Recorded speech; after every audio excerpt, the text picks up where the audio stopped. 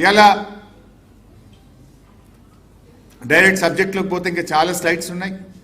సింపుల్గా అర్థం చేసుకోవాలంటే రాష్ట్రం ఏర్పడక ముందు అంటే 1956కి ముందు ఆంధ్రప్రదేశ్ రాష్ట్రం ఏర్పడక ముందు అప్పటికే కట్టిన నిజాం సాగర్ లాంటి దిండి లాంటి అనేక మైనర్ ఇరిగేషన్ మరియు మీడియం ఇరిగేషన్ ప్రాజెక్టులు కింద తెలంగాణకున్న ఆయకట్టు 3000 ఎకరాలు.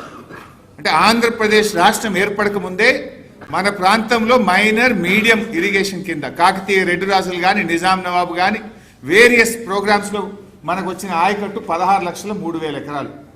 సరే, ఉమ్మడి ఆంధ్రప్రదేశ్లో 1956 నుంచి 2004 వరకు మనకు వచ్చిన ఆయకట్టు 36 లక్షల ఎకరాలు.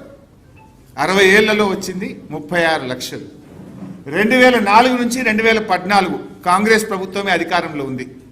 ఆ 10 ఏళ్లలో వచ్చింది ఎంత అంటే 5,71,000 కొత్త ఆయకట్టు, స్టెబిలైజేషన్ 93,000 అంటే 6,64,000 ఎకరాలకు వచ్చింది.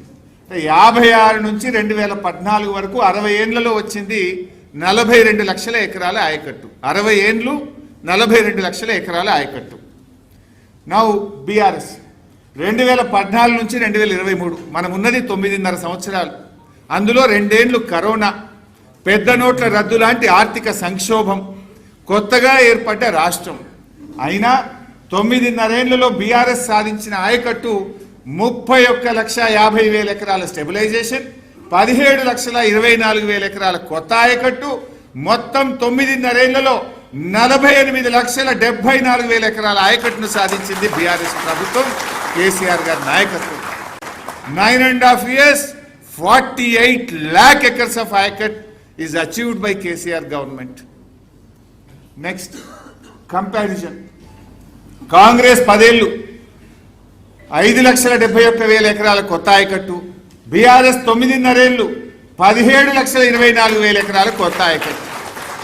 స్టెబిలైజేషన్, కాంగ్రెస్ స్టెబిలైజేషన్ చూస్తే 57,000 ఎకరాలు వాళ్ళైతే సంవత్సరానికి దీన్నే మన సంవత్సరానికి చూస్తే సంవత్సరానికి 10 ఏళ్ల కాంగ్రెస్లో 57,000 ఎకరాలు ఒక సంవత్సరానికి వస్తే బీఆర్ఎస్ 9.5 ఏళ్లలో సంవత్సరానికి 1,81,473 ఎకరాల కొత్త ఆయకట్టును పోయిన 9.5 ఏళ్లలో తెచ్చాం.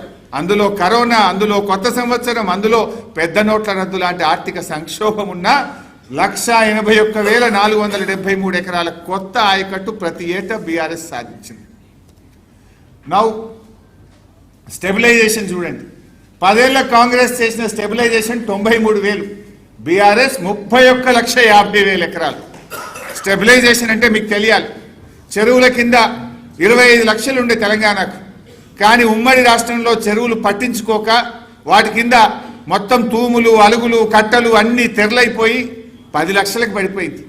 కానీ మిషన్ కాకతీయ ప్రోగ్రాం ద్వారా మనం మళ్ళీ 25 లక్షల ఎకరాల ఆయకట్టును సాధించినామంటే 15 లక్షలు స్టెబిలైజేషన్ అయింది. ఎస్ఆర్ఎస్పి స్టేజ్ 2 పేరుకే కాలువలు తుమ్మలు మొలిసినాయి తప్ప నీళ్లు బారలే.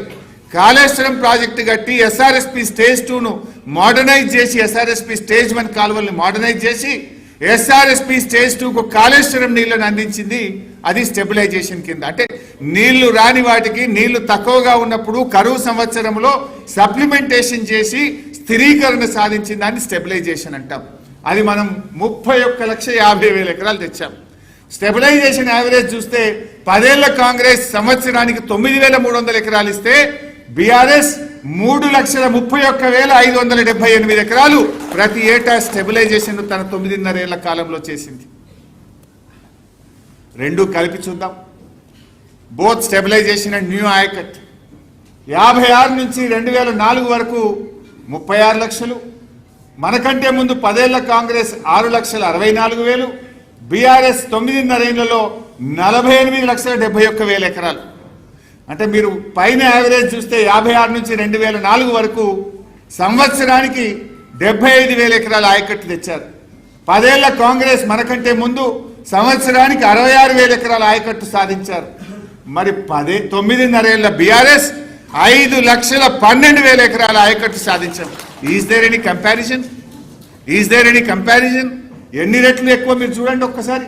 7.7 times more than the Congress we have achieved. 7.5 రెట్లు వాళ్ళ పాలన కంటే బీఆర్ఎస్ పాలనలో అత్యధిక ఆయకట్టును సాధించింది బీఆర్ఎస్ ప్రభుత్వం, కేసీఆర్ గారి ప్రభుత్వం. ఇది చాలా ఇంపార్టెంట్.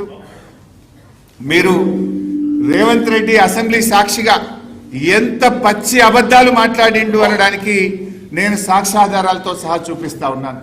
మీరు కూడా కొద్దిగా క్లీన్గా వింటే యూ విల్ అండర్స్టాండ్.